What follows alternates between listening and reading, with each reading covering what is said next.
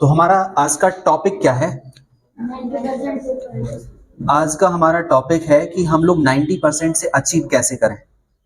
तो पहली बात कि हम उसको सोचें, तो कई बार हम सोचते ही नहीं हैं। क्यों नहीं सोचते हैं? क्योंकि हम वो मान लेते हैं जो दुनिया हमें मानने के लिए मजबूर कर देती है।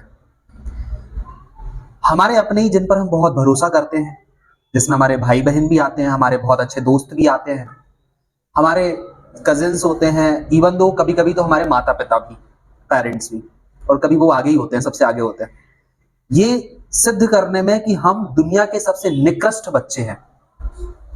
मतलब हमने इस दुनिया में आके गलती कर दी, बाय डिफॉल्ट आ गए। समझ रहे हैं आप? तो ये दुनिया हमें अपने आप में ये विश्वास दिलाने में लगी रहती है कि हम इस दुनिया में गलती से आ गए, बाय डिफॉल्ट आ गए। यस, या आ गए हैं तो मतलब हम कुछ नहीं कर सकते हैं। आ तो गए, चलो ठीक है, अब क्या कर सकते हैं, आ ही गए हो तो आ गए हो, लेकिन कुछ कर नहीं सकते हो। मतलब हमें बहुत सारे उपनाम दे दिए जाते हैं। एक तो नाम होता है, बात नहीं करना, एक तो नाम होता है जो हमें जन्म से मिल जाता है, ठीक है। फिर कुछ हमारे दोस्त होते हैं या फिर हमारा घर का निकनेम होता है। इसके अलावा भी हमें कुछ और उपनाम दे दिए जाते हैं, जैसे गधे, नालायक, है ना, ऐसे नाम भी दे दिए जाते हैं, ठीक है। आपके टीचर भी दे देते हैं ये नाम। तो मतलब इनसे और फिर हमारे ऊपर ये सील लगा देते हैं कि तुम बिल्कुल यही हो, गधे ही हो, नालायक हो, कोई काम के नहीं हो, कुछ नहीं हो पाएगा तुमसे। तो अगर हम गलती से एक ग्लास हमारे हाथ से गिर जाए, किसी भी रीजन से वो गिर गया, तो अब उसी में हमें बोल देंगे कि तुमसे कुछ भी नहीं हो पाएगा जिंदगी में, तुमसे एक ग्लास नहीं संभल रहा है, तुम क्या जिंदगी संभालोगे? अरे भाई, ग्लास नहीं संभला तो इसका मतलब क्या जिंदगी नहीं संभाल पाएंगे?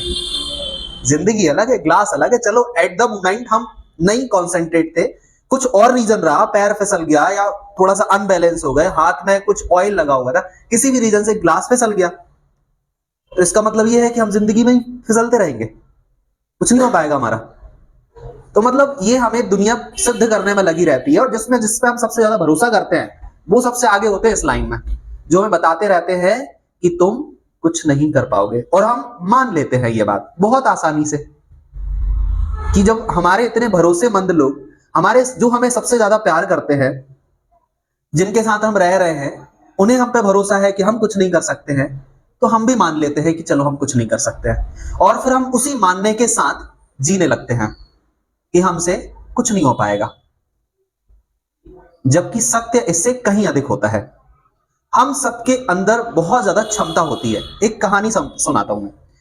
एक शेर का बच्चा था, तो मतलब शेरनी अपने बच्चे को जन्म देकर किसी कारण से मर गई, और वो बच्चा अब जंगल में बहुत छोटा सा था, इधर उधर कहीं जा भी नहीं पा रहा था। वहां से भेड़ों का एक झुंड निकला, उस भीड़ के झुंड के साथ साथ वो भी मतलब चलते चलते रेंगते रेंगते धीरे धीरे उनके साथ ही हो लिया, और चलने लगा उनके साथ ही, क्योंकि उसे एक दिशा मिल गई, भीड़ मिल गई।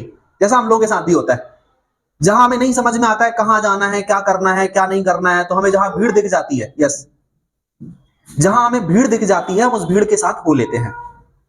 समझ रहे? हमारे अंदर एक स्वतंत्र आजाद विचारधारा के साथ जीने रहने की ताकत होती है। हमारे अंदर क्षमता होती है कि हम इस जंगल के राजा बन सकते हैं। हमारे अंदर क्षमता होती है कि हम कुछ बहुत बेहतर कर सकते हैं, लेकिन हम भीड़ देखते हैं और उनके साथ हो लेते हैं। हम अपनी पहचान खो देते हैं, हम अपनी ताकत पे भरोसा खो देते हैं, हम अपनी हैसियत, अपनी क्षमताएं नजरअंदाज करके उस भीड़ के साथ हो लेते हैं कि जहां भीड़ जा रही है वहां हम भी जा रहे हैं, भीड़ जा रही भाड़ में तो हम भी जाएंगे भाड़ में। बस ऐसे ही उस शेर का बच्चा उस भीड़ के साथ में हो लिया, और भीड़ की जैसी आवाज निकालने लगा, भीड़ के जैसे घास खाने लगा, जैसे भीड़ करते वैसे वो करने लगा, क्योंकि उसे पता ही नहीं, वो अपनी आइडेंटिटी खो चुका है। वो ये जानने की कोशिश भी नहीं कर रहा है कि मैं क्या हूं, कौन हूं, मेरे अंदर कितनी कैपेबिलिटी है, मैं क्या कर सकता हूं, क्या नहीं कर सकता हूं, कोशिश भी नहीं कर रहा है। सबने उसको भीड़ की तरह ट्रीट करना है, यानी भीड़ के झुंड में वो भी किसी को जो पहचान सकते हैं वो उसको देख नहीं पा रहे हैं, और वो अपने आप को पहचानना चाह नहीं रहा है, या बस वो भीड़ के साथ हो लिया। तो इस तरीके से एक बार हुआ ये कि वो गलती से किसी शेर की नजर में आ गया। शेर ने देखा कि इतनी सारी भीड़ जा रही हैं, इनका शिकार करता हूं, और उसी भीड़ में के झुंड में उसे अपना शेर का बच्चा दिख गया। उसे लगा कि यार ये भीड़ के साथ में क्यों जा रहा है। उसने सोचा कि शिकार बाद में करूंगा, पहले इससे पूछता हूं ये कहां जा रहा है, ये भीड़ कब से बन गया। उसने भीड़ की झुंड पे हमला किया और भीड़ को ना पकड़ के उसने शेर के बच्चे को पकड़ा। वो भी, अरे सरदार सरकार क्या कर रहे हो, बचा दो, छोड़ दो, मुझे मत, मेरी जान मत लो, मैं तो बस रास्ते से जा रहा हूं, घास फूस खाने वाला एक छोटा सा प्राणी, इस बार छोड़ दो, अगली बार से आपके सामने नहीं दिखूंगा बिल्कुल। शेर घबरा गया, यार कैसी हरकतें कर रहा है, मेरा बच्चा हो गया, मुझसे कैसे बोल रहा है कि सरकार छोड़ दो, बचा दो। शेर ने उसको डांटा, समझाया कि तू क्या कर रहा है भाई, तू शेर है। अरे नहीं मैं शेर नहीं, मैं तो भेड़ हूं। आप कहां राजा, मैं कहां गंगू तेली, आप और मैं कहां। फिर शेर समझाने लगा उसको, अरे भाई तू देख तो, समझ तो, तू शेर है। नहीं नहीं मैं शेर नहीं हो सकता हूं, मैं भेड़ के साथ रहता हूं, वो मेरा परिवार है, मैं वहां रहता हूं, उन लोगों के साथ मैं घास खाता हूं। आपका तो भोजन शाही भोजन है, एकदम रॉयल है ना, आपके अंदर बहुत ताकत है, दुनिया आपसे डरती है। मैं भेड़ के साथ रहता हूं, भेड़ के जैसा भोजन करता हूं, सब सिंपल सादा है मेरा तो। अरे भाई तू मान तो, समझ तो। उसे लगा कि ये ऐसा नहीं मानने वाला, भेड़ के सारे लक्षण इसके अंदर आ गए। तो वो शेर कोई कुएं के पास उसको ले गया और कुएं के पास उसको चेहरा दिखाया, देख इसमें तेरा चेहरा देख और मेरा चेहरा देख, एक जैसे दिख रहा है ना। हाँ एक जैसे तो दिख रहा है, लेकिन भेड़ भी, मैं तो भेड़ हूं, मैं तुम्हारे जैसा क्यों दिख रहा हूं। अरे तू भेड़ नहीं, जब मैं तेरे जैसा दिख रहा हूं, मैं शेर हूं तो तू भी शेर है। जैसे मैं दहाड़ता हूं वैसे तू भी दहाड़ के देख एक बार। शेर ने दहाड़ लगाई, उसने भी कोशिश की तो फिर उसने भी दहाड़ लगा दी। उसे समझ में आ गया मेरी आवाज भी इसके जैसे निकल रही है एकदम। उसे समझ में आ गया कि यार मैं तो गलती से फंस गया था उस भीड़ में, जबकि मेरी तो अपनी अलग आइडेंटिटी है।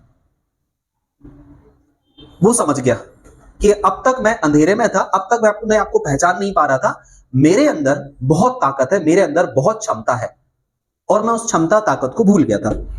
ठीक है, ऐसे हम लोग इस दुनिया की भीड़ में अपनी क्षमता, अपनी ताकत भूल जाते हैं। हमारे अंदर एक इंसान में साइंटिस्ट होता है, डॉक्टर होता है, वो तब होता है जब वो अपनी काबिलियत, अपनी कैपेसिटी, अपनी इच्छा शक्ति पहचान जाता है। हम सबके अंदर भी जी, हम सबके अंदर भी वही क्षमता, वही ताकत है। एक डॉक्टर, एक साइंटिस्ट, एक इंजीनियर, एक बड़ा बिजनेसमैन, प्रधानमंत्री, राष्ट्रपति, इन सबके जैसी बनने की ताकत और क्षमता है। लेकिन हम क्योंकि भीड़ में हैं, इसलिए हम उस भीड़ की तरह हैं जो हम अपनी शक्ति, ताकत को पहचान नहीं पा रहे हैं। लेकिन कोई शेर यानी कोई टीचर, गाइडर, मेंटर, गुरु हमें मिलता है, और जब वो हमें बता देता है कि नहीं तुम्हारे अंदर क्षमता है, तुम्हारे अंदर काबिलियत है, तुम्हारे अंदर ताकत है, तुम अपने आप को पहचानने की कोशिश करो। यस, तुम अपने आप को पहचानने की कोशिश करो। तो फिर हम कोशिश करते हैं, खुद को पहचानते हैं, समझते हैं, काम करते हैं, मेहनत करते हैं, और हम बन जाते हैं जो बनना होता है। क्योंकि हमारे अंदर क्षमता, ताकत तो है, लेकिन हम उसका प्रयोग नहीं करते हैं।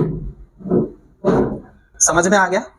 तो एक 90% जाने वाला बच्चा भी एक 60% वाला ही होता है, लेकिन क्योंकि वो अपनी ताकत को पहचानता है, वो जानता है कि मैं मेहनत करूंगा, कोशिश करूंगा तो मैं अचीव कर लूंगा, उसका विश्वास दृढ़ होता है और वो अपनी शक्तियों का सही प्रयोग करता है, अपनी ताकत का इस्तेमाल करता है, और अपनी ताकत के दम पे वो 60% से 90%, 95% तक पहुंच जाता है।